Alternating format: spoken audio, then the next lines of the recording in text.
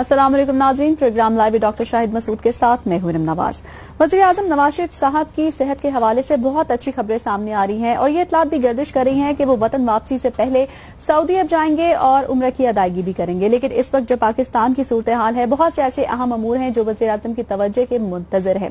इसके साथ साथ आज पाकिस्तान के वजारत खारजा और वजारत दिफा के दरमियान एक अहम मीटिंग हुई, जॉइंट मीटिंग हुई, जिसमें बलोचिस्तान ड्रोन हमले को भी डिस्कस किया गया और साथ ही साथ पाक अमरीका ताल्लुकात के हवाले से भी बातचीत की गई। जबकि वियना में भी न्यूक्लियर सप्लाईज ग्रुप जो है पाकिस्तान और भारत की रुकनीत पर गौर किया जा रहा है उसमें। इसके अलावा भी बहुत कुछ है जिस पर आज प्रोग्राम में बात करेंगे। अस्सलाम वालेकुम डॉक्टर। अच्छा डॉक्टर साहब, सबसे पहले मैं आपसे जानना चाहूंगी, कल आपने कहा था अयान अली के हवाले से कि वो मुल्क से बाहर नहीं जाएंगी और आज उनका नाम दोबारा सीसीएल में डाल दिया गया है।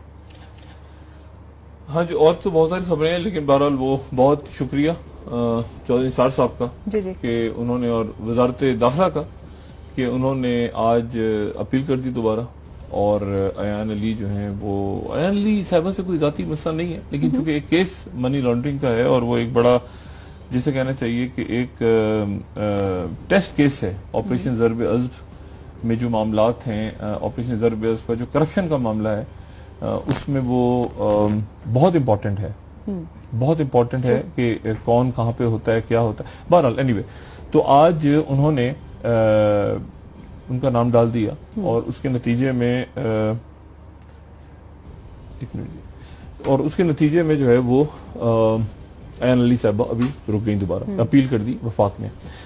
अच्छा, अब मसला ये है कि इससे हटके मैं दोबारा आता हूँ कि ये वजीर आजम नवाज शरीफ साहब का सऊदी अरब का क्या मामला है। हाँ, और वो सऊदी अरब जा रहे हैं, नहीं जा रहे, क्यों जा रहे हैं, क्यों वो पाकिस्तान से बाहर रहना इस वक्त पसंद कर रहे हैं, ज्यादा तरजीह दे रहे हैं। हाँ, अगर यानी वो वापस क्यों नहीं आ रहे, अगर उनको सेहत की उनकी सेहत ठीक हो जाती है तो पाकिस्तान क्यों नहीं आ रहे वो। और एक तो अल्लाह ताला ने सेहत दे, उनका ऑपरेशन वगैरह ठीक हो गया, लेकिन जिस तरह पुरशरारियत हुकूमत ने और कुछ लोगों ने और ये सारा मामला हुआ, ये आने वाले दिनों के अंदर बिगाड़ पाए। देखिए, लोगों से जब आप छुपाते हैं ना कोई भी चीज, चाहे आपकी बीमारी हो, चाहे सेहत हो, चाहे ऑपरेशन हो, चाहे कुछ हो, फिर आप तमस्सर उड़ाते हैं, फिर आप हंसते हैं, फिर आप कहते हैं, ये तमाशे जो है ना ये अब चलते नहीं है, इसका इम्पैक्ट अच्छा नहीं जाता लोगों पे। अब लोगों को बताएं और लोगों की दुआएं लें। आप एक बड़ी सीटों पे बैठे हुए लोग हैं, बड़ी नशितों पे बैठे, मतलब वहां पर मतलब एक दिन दुआएं हो रही हैं, अगले दिन कौमी असेंबली में गालियां दे रहे हैं, फिर आप पनामा लीग सुबह हंस रहे हैं, फिर आप दुआएं, फिर हम एक दो दिन के लिए दुआएं शुरू हो गई, फिर तीसरे दिन फिर गालियां देनी शुरू कर दी।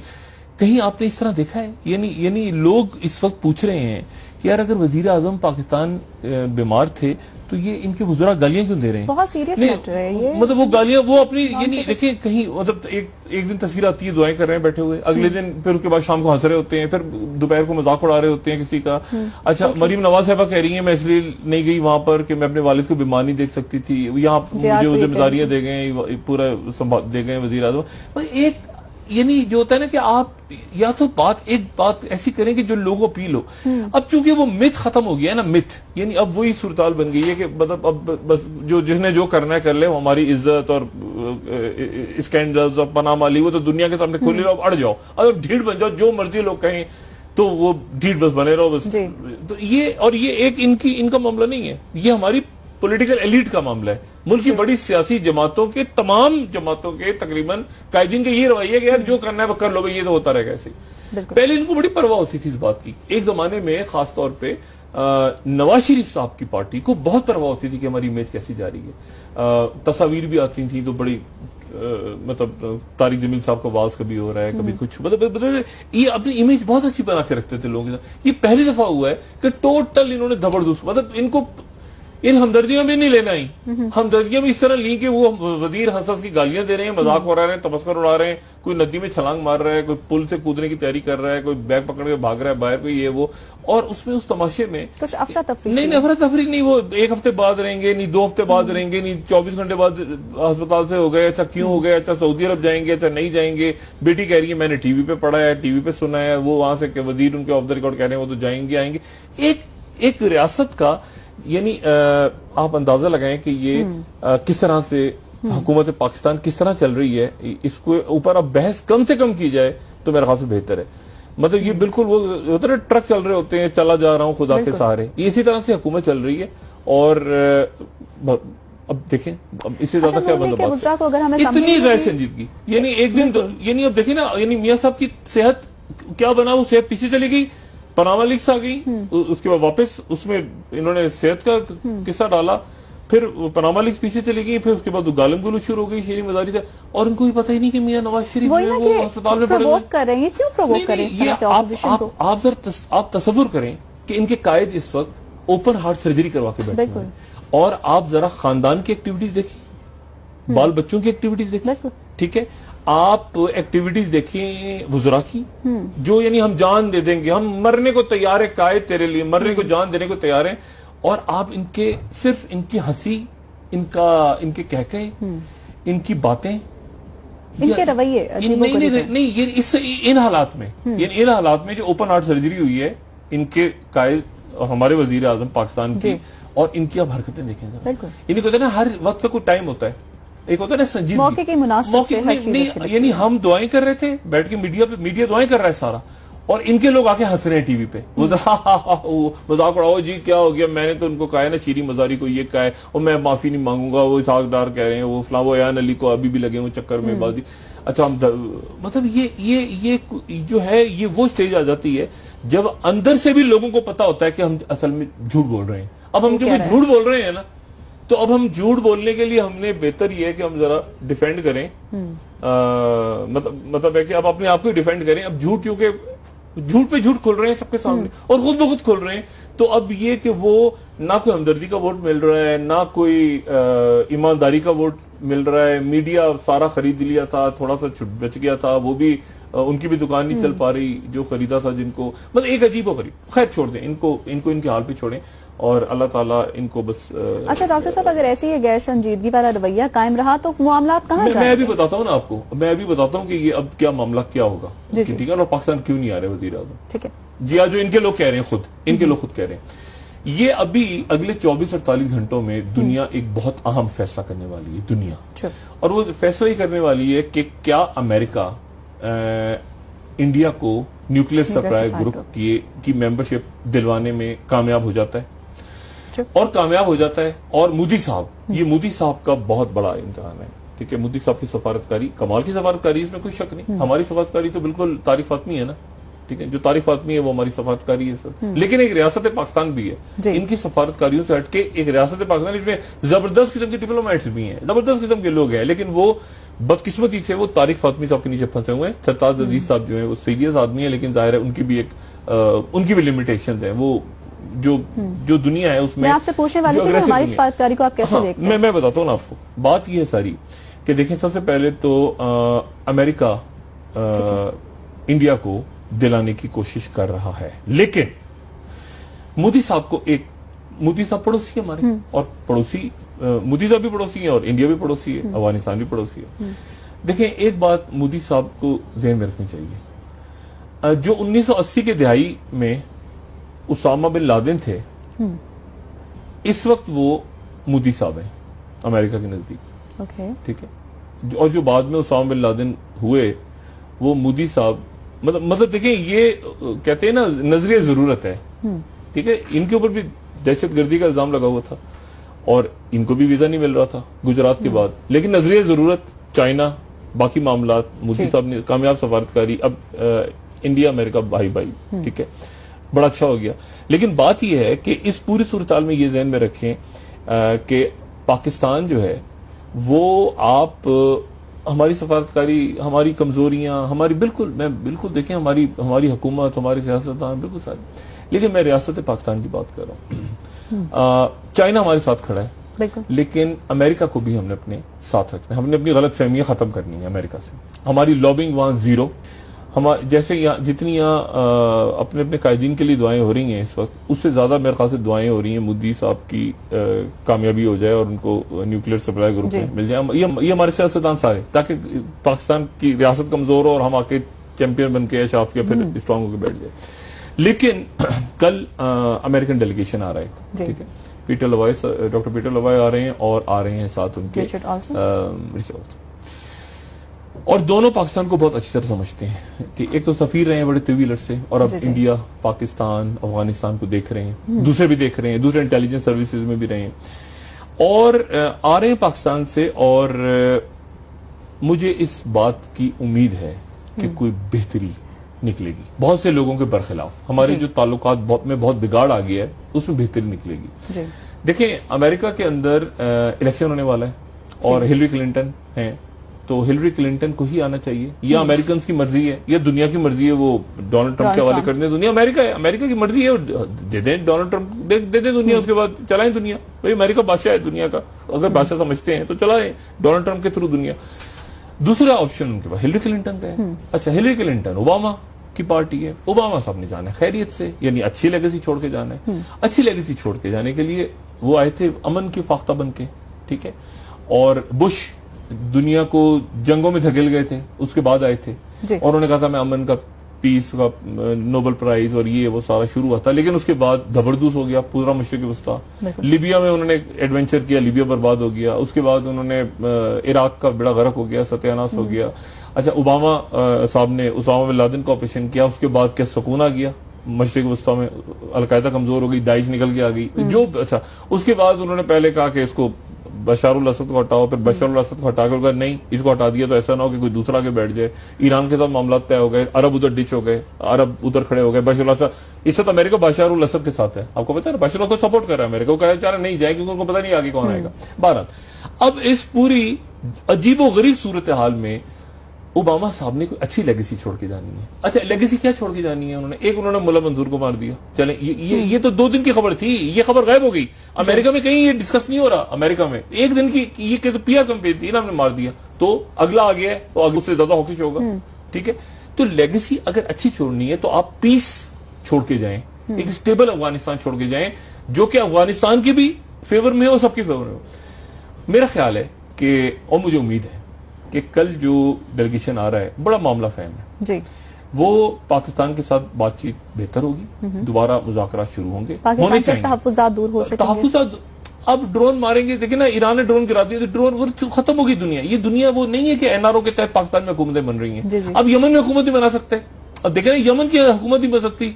अमेरिकन वहां से निकल गए थे, सना से बॉम्बिंग जैसे शुरू की है वहां पे हुती बागजी ने, वो छोड़ दें बात, वो दुनिया ये अलग दुनिया है। तो ये पाकिस्तान में एनआरओ की हुकूमत खत्म वो दौर गया सारा, कि वो वहां से टेलीफोन आएगा और यहाँ पे वो खत्म होगी दुनिया, वो नहीं है सब। और अच्छा है, ठीक है, अमेरिकन के लिए भी अच्छा है, सबके लिए अच्छा है। बात यह है सारी कि उनको अफगानिस्तान में हमें भी चाहिए, पाकिस्तान को भी कि पीस हो, इंडिया को भी चाहिए कि पीस हो। इंडिया भी जबरदस्त हो जाएगा अगर ज्यादा उन्होंने मस्ती वहां पे की। इंडिया से मुराद मेरी मोदी साहब है, not India at all, India पूरा नहीं, मोदी साहब जो वहां पे उनके एनडीएस के लोग बैठे हैं अफगानिस्तान में, अगर तो उन्होंने अपने बर्बादी फेरनी है अपने अंदर मजीद, तो उसके बाद वो पाकिस्तान को पीछे करके देख लें कि पाकिस्तान को आप हटा दें इस चेस में से, चेस बोर्ड को हटाएं पाकिस्तान को, और अफगानिस्तान के अंदर आप अमल ला के दिखाएं। पाकिस्तान को बिल्कुल निकाल दें आप। ईरान, मुझे बताएं, अमेरिका निकल गया था ना, अमेरिका निकल गया था ना, छोड़ के चला गया था अफगानिस्तान को, तो क्या अफगानिस्तान सुकून हो गया था? 80 की तेई में आग लग गई थी, गर्दनें काट दी थी एक दूसरे के लोगों ने। आप पाकिस्तान को अलग कर रहे हैं बिल्कुल पाकिस्तान की क्वेश्चन से, पाकिस्तान का कोई ताल्लुक नहीं है। क्या होगा अफगानिस्तान में मुझे बताएं? एक दूसरे की गर्दनें काट देंगे, हजारों भी मारा जाएगा। उधर ईरान घुसा हुआ है, उधर दुनिया, उधर अरब ममालिक हैं, उधर रशिया घुसा हुआ है, चाइना के स्टेक्स हैं, अमेरिका के स्टेक्स हैं, तालिबान के अपने ग्रुप हैं, दाइश है। सुकून हो जाएगा? नहीं सुकून होगा। बात यह है कि आपने अगर सुकून लाना है, ये लेगेसी एक वाहिद बन सकती है कि अफगानिस्तान में आप एक स्टेबल हुकूमत कायम कर गए। इराक में तो आप कहने से, इराक में तो और जबरदस्त हो गया, जो बेड़ा गर्क हो गया इराक का, लीबिया का बेड़ा। किसी दुनिया में अगर कहीं आप स्टेबल गवर्नमेंट छोड़ के जा सकते हैं ओबामा साहब, तो वो अफगानिस्तान में। टॉक शुरू करें, दोबारा टॉक शुरू करें, दोबारा से रमजान का एक मुकद्दस महीना है, उसमें आप कोशिश करें कि सीज फायर हो। अभी तक नए जो अमीर आए हैं उन्होंने कोई कार्रवाई नहीं की। This is the right time, this is the right time for American, for Pakistan, for India, कि एक जरा संजीदा यानी ये संजीदगी के साथ बैठ के ना, एक तो होती है ना उछल कूद तमाशेबाजी, तो बहुत सीरियस इशू है। आप अगर चाह रहे हैं संजीदगी से कि अफगानिस्तान के अंदर अमन आया, पीस प्रोसेस को दोबारा शुरू करें, ठीक है। और उसके बाद ओबामा साहब से गुजारिश ही कर सकते हैं, अब वीटो कर दें कांग्रेस की जो भी मूव आई है, आप वीटो करें, पीस अफगानिस्तान में लेकर आए, वीटो करें, पाकिस्तान की एड बहाल करें, और अल्लाह खैर सलाह, नहीं भी करेंगे ईद बहाल, नहीं ईद बहाल होगी पाकिस्तान की तो तलखियां और बढ़ जाएंगी। ऐसा तो नहीं होगा, देखिए भूखा तो कोई भी नहीं मरेगा ना, भूखे तो नहीं मर, पाकिस्तान भूखा मर जाएगा। ऐसे ये दुनिया में ऐसा हो रहा है कि हमने एड रोक दी तो पाकिस्तान भूखा मर जाएगा, ऐसा नहीं होगा। लेकिन एक ताल्लुकात की बेहतरी के लिए वीटो करें, ठीक है, एड बहाल करें और उसके नतीजे में अफगानिस्तान के अंदर एक पीसफुल सेटलमेंट करके जाएं और इंडिया को भी समझाएं। ठीक है, मोदी साहब को समझे, जप्पियां पा के वो जप्पियां पा लोग पसलियां तोड़ दी हैं मोदी साहब ने, बस करें, खुदा का वास्ता बस करें। और न्यूक्लियर सप्लाई में मैं बता दूं, मेरा ख्याल है कि आज दुनिया एक नया टर्न लेगी, या तो पाकिस्तान इंडिया दोनों जाएंगे उसमें, उसके मेंबर बन जाएंगे, या दोनों फारिग हो जाएंगे। और एक अगर चला गया इंडिया खाली तो फिर एक नई कहानी शुरू होगी, या दोनों जाएंगे मेंबर बनेंगे या दोनों मेंबर नहीं बनेंगे। अभी थोड़ी देर में फैसला हो जाएगा। और इसके अंदर फिर हमारी हमको मियां नवाज शरीफ साहब का क्या होगा, ये बात करते हैं ना, मेंबर बन गए तो क्या होगा, क्योंकि बदतरीन सफारतकारी हुई है, बदतरीन सफारतकारी। इंडिया बन गया तो क्या होगा, और दोनों नहीं बने फिर क्या होगा। इस हवाले से मजीद बात लेकिन एक छोटी सी ब्रेक के बाद।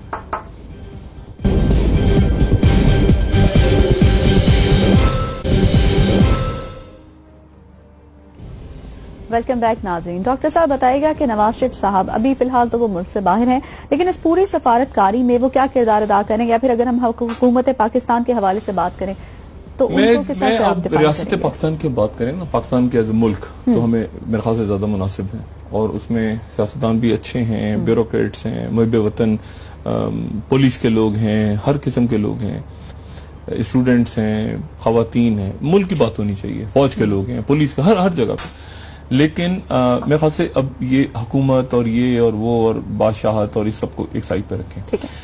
बात ये सारी के इंतहाई अहम और ये दिन थे, वजीर आजम पाकिस्तान को अगर जाना था इलाज करवाने के लिए, या उससे पहले भी, ये तो काफी अरसे से चल रहा है ना, ये तो इंडिया का और ये मामला, उन्होंने इसको जानबूझ के, अब मैं सीधी बात करूंगा, जानबूझ के या गुस्से में या क्या वजह थी, उन्होंने इस तमाम मामले को उन्होंने नजरअंदाज किया। ठीक है, चाहे वो पठानकोट हो, चाहे वो कुलभूषण यादव हो, चाहे जो भी हो मसला, ठीक है, जो भी उनकी वजूहत हो, मगर उन्होंने इसको नजरअंदाज किया। अगर वो खुद बात नहीं कर रहे थे, नहीं कर सकते थे अपनी सेहत की वजह से, उनको किसी और को जिम्मेदारी लगानी चाहिए थी। इंतहाई एक्टिव उनको चाहिए था कि एक आदमी, कोई ब्यूरोक्रेट होता, उनकी पार्टी किसी को जिम्मेदारी लगाते कि यार मेरी तबीयत ठीक नहीं, तुम जाके पूरी दुनिया में उस तरह से करो या कोशिश करो जिस तरह इंडिया कर रहा है। नवाज शरीफ साहब ने वो नहीं किया, तो नवाज शरीफ साहब ने इनडायरेक्टली, मैं एलिगेशन नहीं लगाना चाह रहा, इनडायरेक्टली इंडिया को फायदा पहुंचाया। सीधी सी बात है ना, इस क्रूशियल मूवमेंट में कि आपने किसी और को भी नहीं कहा, सरताज अजीज को भी नहीं कहा, फातिमी को, किसी को तो कह देते कि यार मेरी जगह जाओ भाई, पूरी ये लॉबिंग शॉपिंग करो, देखो मैं जरा तबीयत अपनी ठीक करवा के दूं, आप खामोशी आपने इख्तियार की, सकूत इख्तियार कर लिया इस पूरे मरहले पे जब न्यूक्लियर सप्लाई ग्रुप में। और ये वाइटल है, ये रियासत के लिए, ये ना हुकूमत का मसला है ना किसी एक अदारे का मसला, ये पाकिस्तान के लिए इंपॉर्टेंट है कि आपकी खारजा पॉलिसी कैसी। इंडिया के साथ भी हमारे ताल्लुकात बेहतर होने चाहिए, मैं उन लोगों में तो जो ताल्लुकात बेहतर चाहता हूं। इंडिया का तो प्रॉब्लम ये है कि वहां एक मोदी साहब बैठ गए, लेकिन इंडिया में और मोदी में फर्क महसूस। अब मोदी जो है ना, यानी मोदी साहब क्या कर रहे हैं, क्या मैसेज क्या दे रहे हैं अमेरिका को कि मैं चाय बड़ी अच्छी बनाता हूं, वो टी बॉय रहे, हमें भी फखर है, नीचे से हो गए, चाय अच्छी बनाता हूं इसलिए आप जाएं और मुझे यहाँ चाय पिलाने के फराइज सरंजाम देने के लिए बिठा जाएं, यानी हमारे मुल्क को बिठा जाएं और हम यहाँ बैठ के अफगानिस्तान में चौधरी बन के बैठेंगे, और आप चले जाएं और हम देखें हम यहाँ बैठ जाएंगे। यानी आपको बात ढंग की करें। अब किस तरह की बात कर रहे हैं? कल उन्होंने कांग्रेस में भी पाकिस्तान के खिलाफ काफी कुछ बोला है। छोड़ देना, वो मोदी साहब जबरदस्त काम कर रहे हैं, मगर मोदी साहब उससे हासिल क्या हो रहा है? वो भी जैसे हमारे वजीर आज़म पूरी दुनिया में घूमते रहते हैं ना, पैसा खर्चा, वो पैसा खर्च, वो फालतू अपना पैसा जाया कर रहे हैं। हासिल आखिर में क्या होगा? आखिर में क्या हासिल होगा? ये इस पे बहस करेंगे ना 5-6 महीने बाद कि इंडिया को क्या हासिल हुआ। भाई ऐसे जप्पी पाके और ये और छोड़ देना। पाकिस्तान भी कुछ ना कुछ कर रहा है ना खामोशी के साथ। आपने बहुत क्या 1974 में आपने एक बम चला दिया था, उसके नतीजे में न्यूक्लियर सप्लाई ग्रुप बना बाद में। वो छोड़े, हमने भी चला दिया था, आप चलाएंगे, मिसाइल बनाएंगे, हम भी चला देंगे, ठीक है ना। आपके पास हो सकता है बड़ी पिस्तौल हो, हमारे पास गुलैल हो, हमारी गुलैल भी काफी होगी।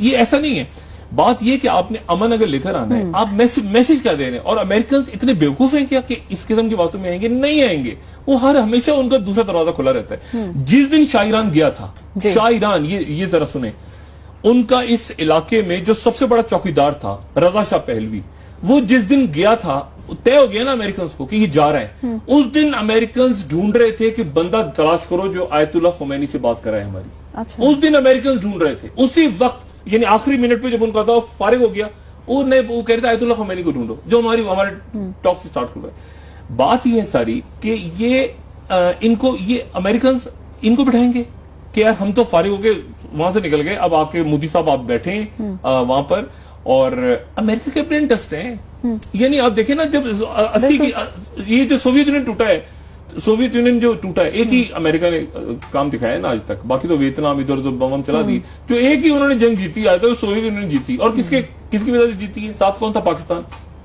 ऐसे ही हुआ है ना, सोवियत यूनियन टूट गया, इंडिया कहां था उस वक्त?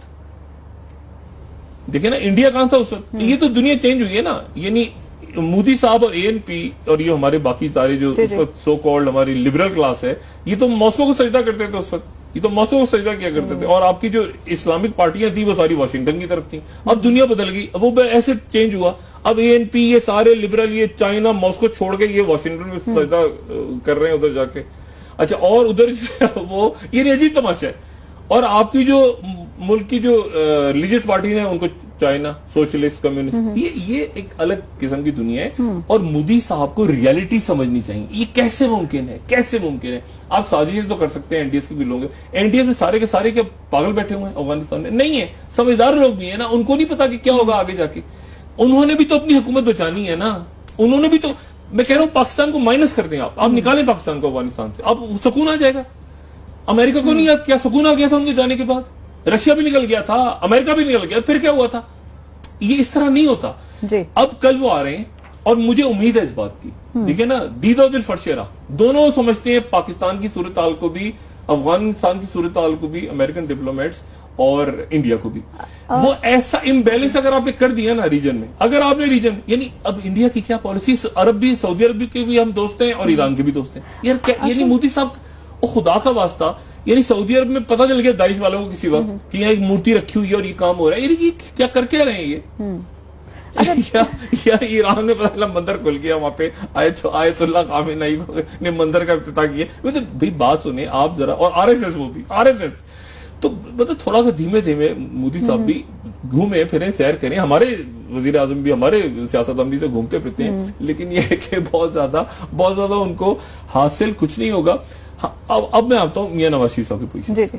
अच्छा, अब क्या कहते हैं कि वो आगे कुआं पीछे खाई, अगर तो ये नाकाम हो गए, अगर पाकिस्तान को ऐसा नहीं, मेरा दिल कहता है, मेरी दुआ भी है कि ऐसा ना हो, क्योंकि ये सियासतदान और ये पार्टियां और ये इनके अपने सारे गेम होते हैं, सबके होते हैं, एक नवाज शरीफ साहब की बात नहीं कर रहा। मेरी दुआ है कि पाकिस्तान को मेंबरशिप मिले, और पाकिस्तान को मेंबरशिप मिले, इंडिया को भी मिल जाए। मैं इंडिया के लिए दोनों को मिल जाए, ठीक है, ये दोनों को ना मिले, ये दोनों को ना मिले, ये दोनों को मिल जाए, जो दुआ है। अच्छा, और अगर एक को मिल गई तो फिर मियां साहब जवाब देंगे कौम को कि मैंने वो जो पटाखे चलाने का दावा करते हैं ये कि धमाके किए थे, ये तो पटाखे कहते हैं अपनी तरफ से, कोड वर्ड में पटाखे का इस्तेमाल करते हैं सारे सियासतदान, हमारा तो ऐसे न्यूक्लियर। ये अब कहां खड़े होंगे? ठीक है, कि आपने क्या किया पिछले 5-6 महीनों के अंदर? आप वजीर खारजा भी थे पाकिस्तान के, तो ये फिर ये जवाब देंगे। और अगर मिल गई पाकिस्तान को मेंबरशिप, तो भी ये जवाब देंगे कि ये मेंबरशिप क्या आपने दिलवाई है? नहीं, आपने नहीं दिलवाई। दोनों सूरत हाल में वो जवाब देगा। वो नहीं, फिर दूसरी सूरत हाल में और बात होगी ना कि फिर आपने क्या किया। जब ये क्रूशियल सूरत हाल थी, तो जो इजलास हुआ परसों, उसके नतीजे में क्या हुआ, मूवमेंट्स कैसे हुई, आपको पता है कि इवन फॉरेन ऑफिस के लोगों को बाईपास करके पाकिस्तान की स्टेट ने लॉबिंग की है इसके लिए। फॉरेन ऑफिस के लोग तक, पाकिस्तान के फॉरेन ऑफिस के लोग भी पाकिस्तान के मेंबरशिप के अगेंस्ट काम कर रहे थे। मैं इससे ज्यादा हमारे मुल्क का मसला है, मैं बात नाम लेके, वो उनकी पूरी कोशिश थी कि ये पाकिस्तान की मेंबरशिप का बात सारी है कि आपको किसी, यानी आपके खुद यहाँ पे गली गली मोहल्ले मोहल्ले कल बशन यादव बैठे हुए हैं, आपने खुद बैठाए हुए बुला के, कोई एक एनआरओ करके आया हुआ है, कोई फलां करके आया हुआ है, कोई किसी अरब ने फोन किया हुआ, उसकी यहाँ पे आपने मतलब आपने उनके मफादात सब के लिए पाकिस्तान से ताल्लुक किया आपका, पाकिस्तान से कोई ताल्लुक ही नहीं। वो नहीं एक आदमी कल वजीर आजम होता था पाकिस्तान का 2002 से 2007 तक, वो जो भी नाम था, मुझे जरूरत के नाम लेने की, ये लोग आए और सैर वैर करके अच्छा जी हम अपना प्रोफाइल में लिख लिया सीवी के नीचे। खुदा का खौफ करें आप यार, अब के लिए क्या क्या आदमी, यानी किस किस्म के लोग हैं। अब जो मैं कहता हूं ना, रियासत ऑटो करेक्ट कर रही है अपने आप। इस वक्त रियासत में आपको ऑटो करेक्ट कर रही है। यानी अयान अली, ठीक है, मनी लॉन्ड्रिंग की अच्छी है, बुरी हमदर्द नहीं। मनी लॉन्ड्रिंग आपने की, मुल्क की एक साबिक आला तरीन शख्सियत का प्रोटोकॉल ऑफिसर आपको इस्लामाबाद एयरपोर्ट छोड़ने गया और पैसे आप लेके जा रही, 81 ट्रिप्स आपने लगाए हैं और आपके फ्लैट्स हैं और आपकी जगह हैं। हमदर्दी अपनी जगह है, ठीक है, लेकिन जुर्म है। मेरी दुआ है डॉक्टर आसिम की एहलिया के लिए, उनके साथ एक जाती ताल्लुक भी रहा है, लेकिन कभी डॉक्टर आसिम हुसैन को ट्यूमर निकलाता है, अल्लाह उनको सेहत दे, कभी उनकी कमर में चुक पड़ जाती है, कभी उनको जो है वो तरावी पढ़नी होती है, कभी उनको भूत नजर आते हैं जिना अस्पताल में, कभी उनको पता नहीं खुदा जाने मिठा राम हॉस्टल में आवाजें आती हैं, वो अजीब और गरीब बातें कर रहे हैं। वो पैसा दें, सब कुछ खुदा का वास्ता, सब कुछ जो है आपके लिए, सब दुआएं, आप पैसा वापस करें नवाज शरीफ समेत सारे सियासत अक्रॉस। देखिए मैं यहाँ मैं मियां नवाज शरीफ साहब के टीआरएस को मान रहा हूँ, मैं कह रहा हूं डालें इसमें कर्जा माफ करवाने में, सबको डालें आप। ये जो एमके बात कर रही है ना कि हमारे साथ ज्यादती हो रही है, मैं उनके साथ आवाज मिला रहा हूं कि आपके साथ हो रही है, क्रॉस द बोर्ड होनी चाहिए, सबका रगड़ा लगे एक साथ। देखिए ना, पाकिस्तान, आम पाकिस्तानी तो चाह रहे हैं सबका रगड़ा लगे कि जिस पार्टी में भी हैं, आप ब्यूरोक्रेट्स हैं, जिस अदारे के भी आप पैसा वापस करें और मुल्क की सालमियत के ऊपर सौदेबाजियां करना और बाहर से अपनी लॉबियां बनाना। यानी लॉबी क्या हो रही है, मुझे गवर्नमेंट में ले आओ, पाकिस्तान की लॉबी नहीं हो रही, और मुझे पाकिस्तान का वजीर आजम बना दो, मैं तुम्हारे जूते साफ किया करूंगा। ये लॉबी, ये लॉबिंग करते हैं आप बाहर के मुल्कों में जाके, और चुगलखोरियां करते हैं पाकिस्तान की। इस हवाले से मजीद भी बात करेंगे, लेकिन छोटी सी ब्रेक के बाद।